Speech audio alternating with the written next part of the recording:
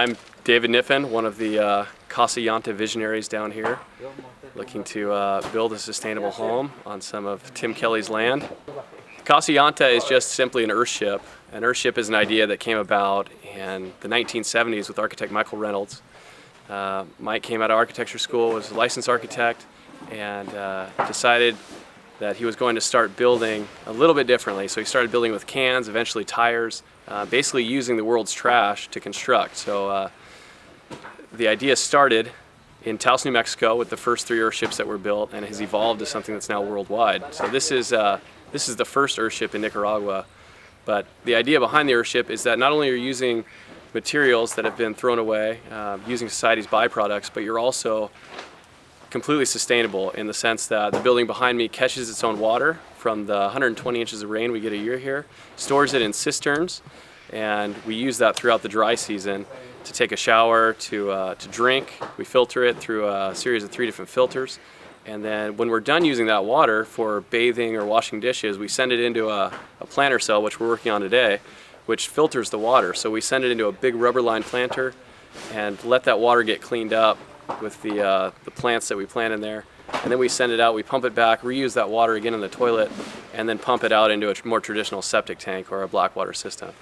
So the water alone, we're able to conserve over 2/3 of what a normal house would use just because of the number of times that we're using it. This building will have solar panels on it so that we're completely independent from the grid. So any fluctuations in power that might happen, especially in a country like Nicaragua where it's not super consistent all the time, we're able to avoid those problems by creating our own power and storing it in batteries. We use both DC and AC power in this building. The heating and cooling of the building is brought to you by the properties of thermal mass, which is just the idea of using these tires, aside from being a readily available byproduct of society, is that they're basically steel-belted rubber bricks. So what we take is a big tire, we fill it full of dirt, pound it with a sledgehammer, fill it with more dirt, pound it again, until it's basically a rubber-lined or a steel-belted rubber brick that's about 200 to 300 pounds, depending on the size of the tire. Those function kind of like adobe is the most common thing people will be familiar with, but dense items will transfer the hot or cold, will transfer whatever you put into them. So in this case, we back bury the building so that we're in contact with the cool earth all the time, and it transfers that coolness into the room. So we're able to cool our building without using any air conditioning or conventional electricity.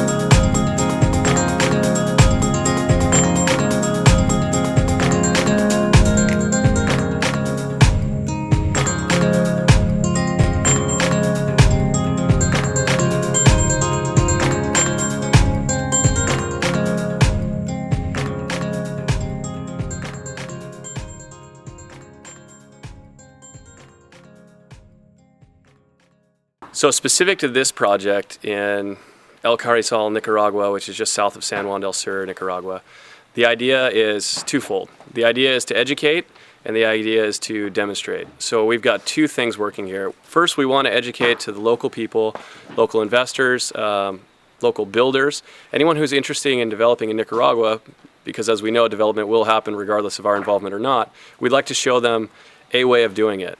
Now, when this project's all said and done, if the Earthship is too much and someone doesn't like the idea of the tires, or doesn't like the idea of treating their own water, or doesn't like the idea of the water catchment, that's okay. But I'm hoping that what happens is when people see these different components in play, they adopt some of them into their own structures. So that's the first, is to to really kind of educate how that's possible, and then in conjunction with demonstrating what we're doing. The other, which is a little bit more formal, is the idea of the actual science of the systems, and using this potentially as a demonstration home which can be used for field trips, school projects, where people can come and talk about, or actually not just talk about, but experience biology, experience things like oxygenation and respiration taking place, which is cleaning the water that you've just used to wash your dishes with. So if we can do those two things at once, then this becomes a very successful project.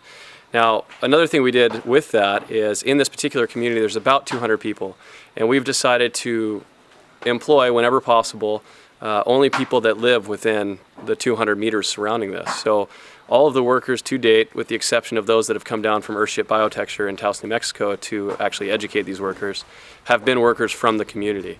Now obviously we subcontract out for electricians and plumbers, but the idea is that when you build within a community, you build with the community, and hopefully making it a safer place for not just your building, but for anyone who would be here in the future.